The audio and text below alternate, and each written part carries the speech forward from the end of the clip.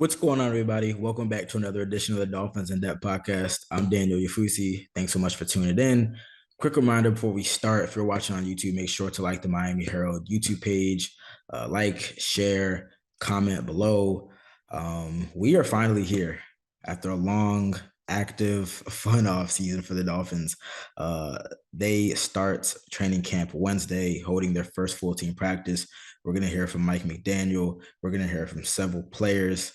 And I know Dolphins fans all around are extremely, extremely excited. And since we have reached the end of the offseason, we're going to wrap up with our training camp preview of the defensive side of the ball. Last week, we were talking offense. I gave some storylines that I was looking out for, my roster projection on offense.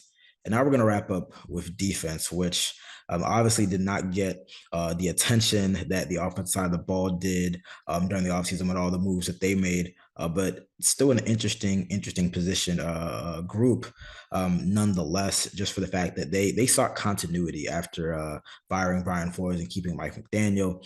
They re-signed all 11 starters that finished, or they retained all 11 starters, I should say, that finished the 2021 season. They retained defensive coordinator Josh Boyer, as well as several of his defensive assistants. So this is definitely a group that entered, the offseason workout program, hitting the ground running. They knew everyone. They knew each other's faces, each other's tendencies. It's going to be interesting to see if they can keep that same level of play that we saw in the second half of the season when they went on that 8-1 run to finish the season. But like last week, I'm going to start with some storylines. And then in the second half, I will give you my roster projection, who I think makes the team, and maybe who doesn't make the team. But first, the first storyline that I'm looking out for is, do we see any new wrinkles? I mean, this is the one thing that I'm really interested to see in terms of Josh Boyer really taking over the reins as the defensive coordinator and play caller full time, really having more autonomy and power than he had when Brian Flores was here. And we all know the influence that Brian Flores had on this defense. So wrinkles, do we see more man? Do we see more zone? Do we see less blitzing? We knew that this was one of the more blitz happy units last season. I think in the first half of the season, sometimes it worked against them. In the second half of the season, things really clicked, especially once they got Xavier Howard and Byron Jones healthy. Do we see maybe more blitzing? I mean, I guess they could still go up. I know they were top 5 in blitz pressure, their blitz rate, but they could go up.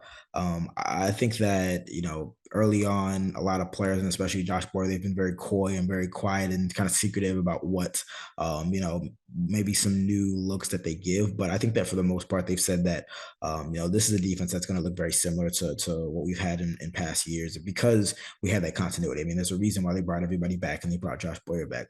But nonetheless, there's a saying that, if you're not getting better, you're not worse. If you're not evolving, you're getting, people are going to get ahead of you. So I do expect in some way, shape, or form, I do expect some new looks or some wrinkles or just maybe a switch up every once in a while. The blitz is the Dolphins defense fastball, so to speak. But I think it is important to kind of have that change up, being able to get to the passer with just 4 or 5 guys and maybe not relying on blitzing so much and putting so much pressure on their cornerbacks. I think that definitely there's a little bit more versatility that this Dolphins defense can tap into.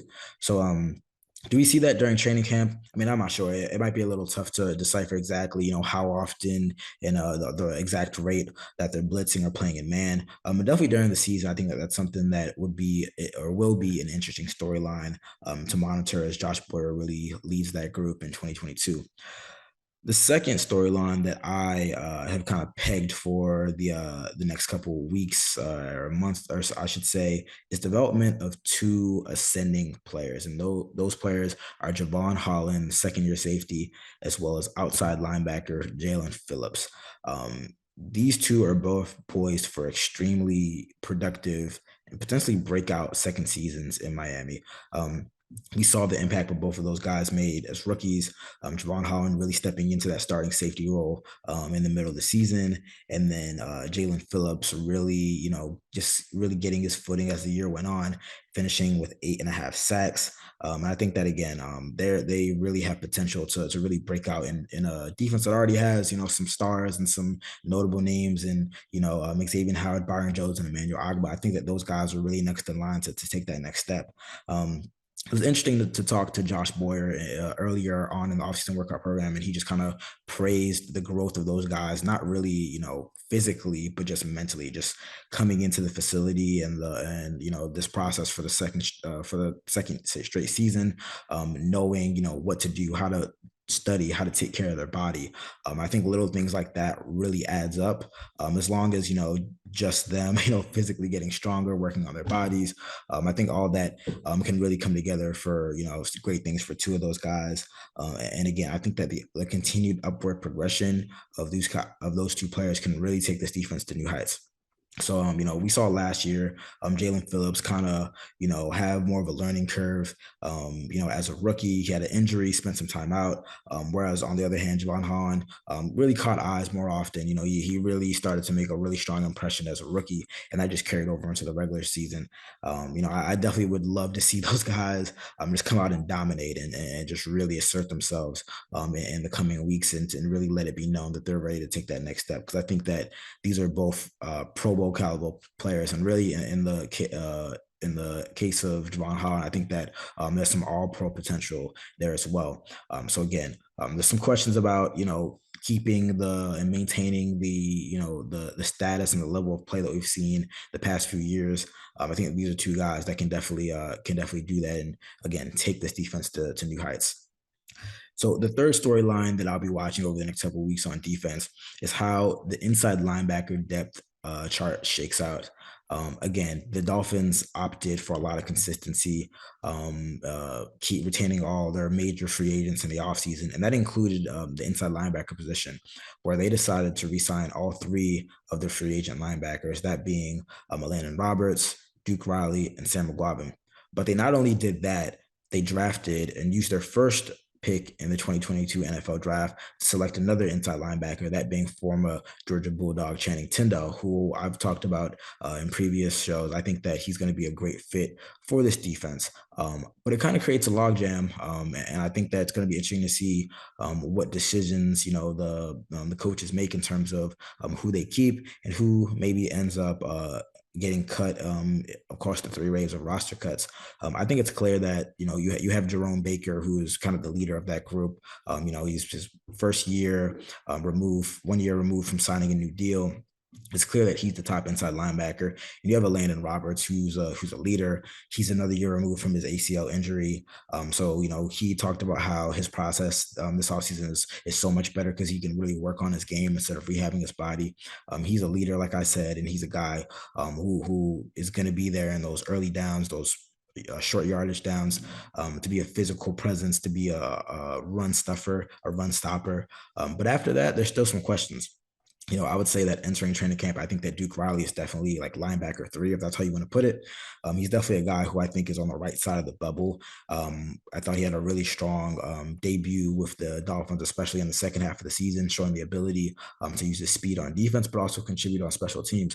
And I thought that really carried over into the offseason workout program, where we saw him flying all over the field, lining guys up, even making some plays. He got a pick 6 against Tua on the final day of mandatory minicamp. So I think that he's a guy who, you might think he's on the bubble. I think he's on the right side of the bubble. He's closer to a lock than he is to not making this team. I think that it's definitely going to be hard for Channing Tindall to overtake him on the depth chart, just because he has that continuity and that knowledge of the defense. But with Channing Tindall, I think that there is still going to be a role for him. Josh Boyer talked about throwing everything at the young player's plate and then finding what works for him. They're going to find an early niche role for him, but they're going to put so much on his plate with the hope that in the weeks and months to come, he's able to really develop into that 3-down linebacker that they think he has the potential to be. So definitely, as I said before, with Channing Tindall, I think that there's definitely some roles for him as a blitzer. He ran like a 4.4 at the combine, one of the fastest times. I think there's a lot of potential for him as a blitzer. Maybe use him as a spy against guys like Lamar Jackson and Josh Allen, who the Dolphins are going to see on the schedule. And then over time, just get him more comfortable with this defense. And then hopefully he can contribute in against the pass, against the run. And again, be that every down linebacker. I think that the Dolphins kind of hope is that, they have their linebacker tandem of the future with Jerome Baker and Landon Roberts, Jerome Baker and Channing Tindall, I should say, two guys who have the speed to go sideline to sideline, but also have the versatility to kind of hold up against the run and the pass.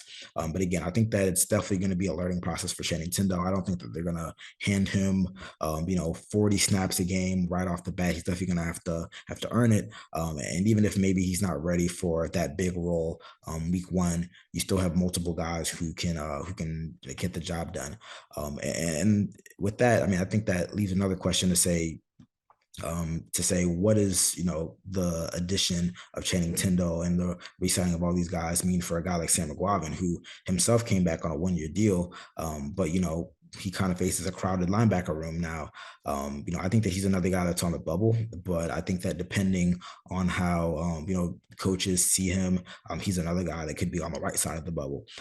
He didn't play much last year on defense, but he was a consistent contributor on special teams.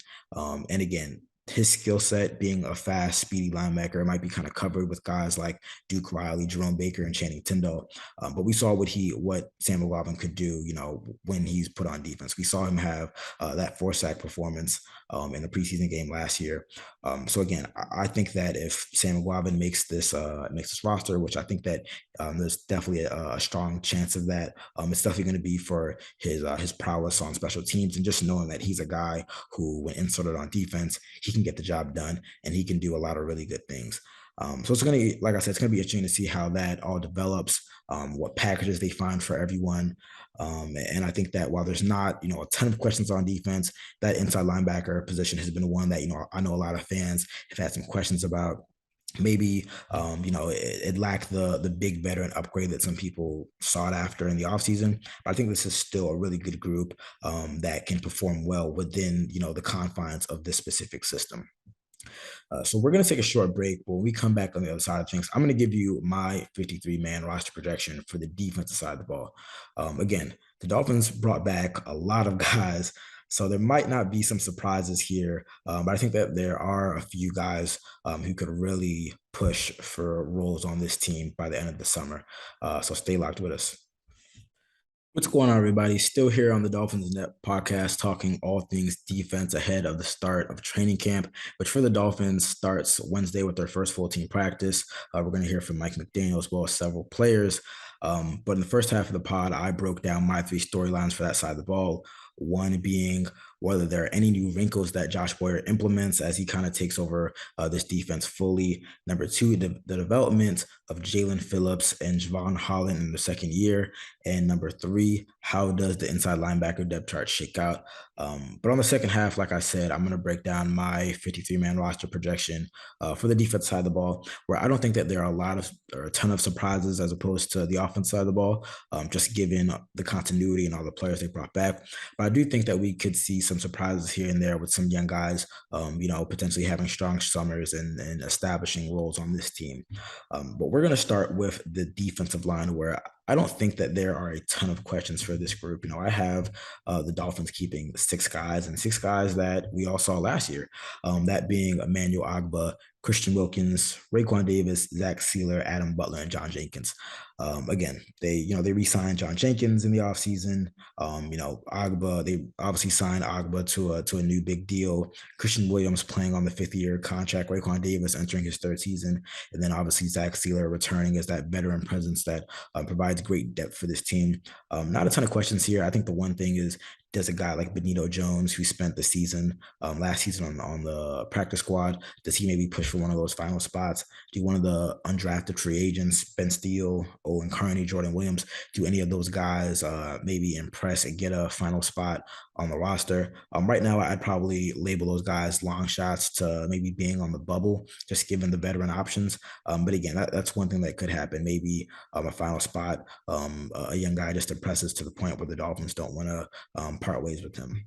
Next is the outside linebacker position, where I don't think that there are a lot of questions here. I have the Dolphins retaining Jalen Phillips, obviously, Andrew Van Ginkel, new veteran addition, Melvin Ingram III, And then the fourth player, Brennan Scarlett, who they resigned to a 1-year deal in the offseason. Right now, I think that you look at guys like Cameron Good, the 7th round pick, Darius Hodge, who they acquired off waivers and spent time with the team last season. I think those are guys who are on the bubble. And if the Dolphins kind of want to keep a little more extra depth than usual, that they could definitely opt to keep one of those guys. But right now, I think that there are a lot of snaps that are going to be divvied out to Jalen Phillips, Andrew Van Ginkel, and Melvin Ingram III as it is. Brendan Scarlett seems like he during the offseason workouts, he said that he's been spending some time at defensive line. So maybe that opens up another spot for a guy like Cameron Good or Darius Hodge, or even two guys that I think are long shots in DeAndre Johnson and Porter Gustin. But right now, I think that the outside linebacker room is pretty defined, save one of these guys, young guys, obtaining a final roster spot. So at inside linebacker, which is next, in the first half of the podcast, I did kind of give my thoughts on, that position group, my kind of early depth chart. And right now I have the Dolphins, or I project the Dolphins to keep 4 guys. So Jerome Baker, Landon Roberts, Duke Riley, and Channing Tindall. I think that, just given the defined roles for guys like Jerome Baker and Landon Roberts, and the fact that, this defense is going to play a lot of sub packages with nickel and dime and keeping extra defensive backs on the roster. I'm just not sure if, there's enough space to keep a 5th guy. Again, if they do, I think that, that's definitely, that 5th spot is definitely Sam McGuavin, a guy who can play special teams and, can contribute a bit on defense. Right now I have him on the bubble. It would not surprise me if he made this roster, just because, special teams is valuable, and that does play a role in these decisions. But as it stands, I think that probably we see him as one of those final cuts, and that could go one way or the other. Next is the cornerback position, where things start to get a little bit interesting. I think that the top 3 players at this position group are definitely obvious. We have Byron Jones, who's going to start the training camp on the physically unable to perform list after undergoing offseason surgery for his Achilles. And then you have Xavier Howard, who's expected to, be in the lineup at training camp after kind of sitting out most of the offseason, practices and whatnot. And then you have Nick Needham, who signed his restricted free agent tender and returns back as the team's slot cornerback. So those are obviously the top 3 guys. But I think that there are definitely some questions about the depth behind the top 3 cornerbacks. You have a guy like Keon Crossan, who I don't think that is going to play a big role on this team in terms of defense. But he was one of the top special teams players, one of the fastest gunners, by the advanced metrics, when he was with the Houston Texans. I think that maybe he's a quote unquote 4th cornerback, but he might be a little farther down on the depth chart. But in terms of, cornerbacks, I think he definitely makes this roster as a core special teams player, and maybe a backup corner in some pinches. And then for me, I have Noah Igbenogany and Sher Williams taking up the final 2 cornerback spots. Now I know that Noah Igbenogany has been a player who's, definitely, garnered some frustrations among fans, just because of his status as a former 1st-round pick, somebody that hasn't really been able to crack the lineup. And I definitely agree that this is a pivotal year for Noah. I mean, really, it's a pivotal year for all the 2020 1st-round picks for the Dolphins, all 3 of them, that being Tua, Austin Jackson, and Noah. But I think that, again, with, Sam Madison, Pat Surtain, with some new position coaches kind of in his ear, I think that there is the potential for him to have, I won't say, a breakout, but maybe a breakthrough of sorts. I think the first step for him is definitely just making sure that he's active on game days, because he missed about 10 games last year. And I thought it was very telling and kind of disappointing that the coaches didn't feel confident enough in him to have him be active on game days and just play special teams. So again, for me, the first step for him is just to be active on game days and to gain the coach's trust, and then to go from there. I think it's going to be pretty tough for him to crack the starting lineup or the defensive rotation, just because they stick so much in those nickel packages. But again, if he's a guy who has a strong training camp, I thought he had a pretty solid offseason. If he's a guy that can be active on game days, start to show a bit during training camp, I think that could bode well for him. And then again, if he's asked to step into the line of duty and play some snaps, hopefully he's ready for that. And then Trill Williams is kind of my final cornerback on this projection. A guy who didn't play a ton on defense, but he made this team as an undrafted rookie last year. He's a big physical guy. The team obviously saw something in him, and I'll give him the final roster spot. I definitely think that a guy like Elijah Campbell, who's been around this team, Kader Kohu, an undrafted rookie who was a Division II player, but he got a ton of guaranteed money. I think those are definitely guys that you should watch out for as well. And can definitely crack this roster as well. Taking that final spot or maybe an extra spot that the coaches decide to give out. Um, so we're going to move on to safety next, where I think that the back end of this position group could also be pretty interesting. Javon Holland, as I spoke about before, as well as Brandon Jones are set to return as starters. And then you have Eric Rowe, the veteran of that group. He returns, and I think that he's going to play significant snaps. I mean, I was really surprised to see that he was around the top of the list last season in tackles. That just speaks to, and especially given this kind of part-time role, that just speaks to his professionalism, and how ready he is, and how much he flies around the football field. I think that we're definitely going to see Eric Rowe like we saw last year in kind of those sub packages, covering tight ends, covering big tight ends, and getting that matchup assignment. But after that, I think that after Eric Rowe on the depth chart, I think that there's definitely some potential for some shakeup. Right now, I have Cedric Redwine and Clayton Fedulum getting the final two safety spots. Cedric Redwine, as you all know, a local guy who they signed off waivers last year, he mainly contributed on special teams, but he did get some snaps when Javon Holland was out because of COVID for one game last year. I think that he's a guy who kind of, again, steps into that role as a reserve safety, special teams contributor. And then I give Clayton Fedulum the last spot just because of his fixture on special teams. I mean, he played outside of the specialists. I believe he played the highest rate of special team snaps last season. So I think that he's definitely a guy that special teams coordinator Danny Crossman is going to make sure they keep on the roster, even though he's not really a factor on defense. But one guy I think that people should keep their eye out for this summer is Vernon Mckinley III. We've been writing about him for several weeks now, as a guy who was a ball hawk in college at Oregon. He was tied for the lead in the country in interceptions last year, and he was really one of the best coverage, one of the better coverage safeties in college football over the past couple seasons.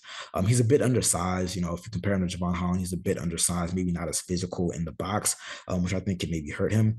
But again, I think that if he makes some plays on defense, if he turns some heads on that side of the ball, if he shows that he can be in the right place and make some plays on special teams, which is going to be really, really important for an undrafted guy like him. Maybe he does knock off a guy like Cedric Redwine or maybe Clayton Fedulum for that last spot. I think that he definitely has a lot of potential. I think that there definitely is a need for kind of a backup free safety. Jason McCourty was not re-signed in the offseason, and then obviously retired last week. Eric Rowe is more of a strong safety around the box guy, kind of in the Brandon Jones mode. So I think that there definitely is the potential for a guy who could spell Javon Holland if knock on wood, there's an injury or anything like that. I think Vernon McKinley could potentially be that guy.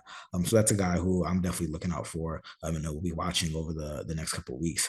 And then obviously, real quick, we didn't devote an entire episode to special teams because it's special teams, but I think that it's pretty clear cut there. The specialist that will be on this roster come fall: Jason Sanders at kicker, Thomas Morstead at punter, and Blake Ferguson at long snapper. The team did sign undrafted free agent Tommy Heatherly, who's also a local guy as well. But I definitely think that with Morstead's experience, he's the guy that we'll see punting the ball at Hard Rock Stadium in the coming months.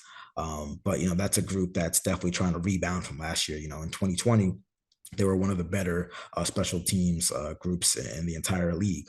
Obviously Jason Sanders having an All-Pro season, Jakeem Grant being an All-Pro as well, but he was traded in the middle of last year. Jason Sanders struggled a bit last year. But special teams is kind of volatile. Some years you're good, some years you're bad. The Dolphins are definitely hoping that those guys have a bounce back year. So it's going to be interesting to see how that group shakes out as well, because the Dolphins really don't have a kick returner or any returner set in stone. They have a lot of guys who have the potential to do that, whether you want to maybe name Jalen Waddle or Tyreek Hill or maybe Lynn Bowden Jr. But that's maybe kind of one of the few open competitions this summer. So that there's still some intrigue on the special team side of the ball as well. But that brings us to the end of another edition of the Dolphins In Depth podcast. I want to thank you guys so much for tuning in. Again, football is back. I'm excited. I hope you guys are too. I definitely encourage you guys to subscribe to the Miami Herald. We're going to have a ton of content day in and day out, really starting Wednesday to whenever this season ends. I know a lot of Dolphins fans are hoping, all Dolphins fans are hoping that it results in a pretty lengthy playoff run. But starting now up until whenever this season ends, we're gonna have daily content for you guys. So definitely subscribe to the MiamiHerald.com and subscribe to the Miami Herald YouTube page. Like I said, subscribe, like, share, comment below, give me your thoughts on the episode, my projection. I want to hear from you guys, so definitely do that.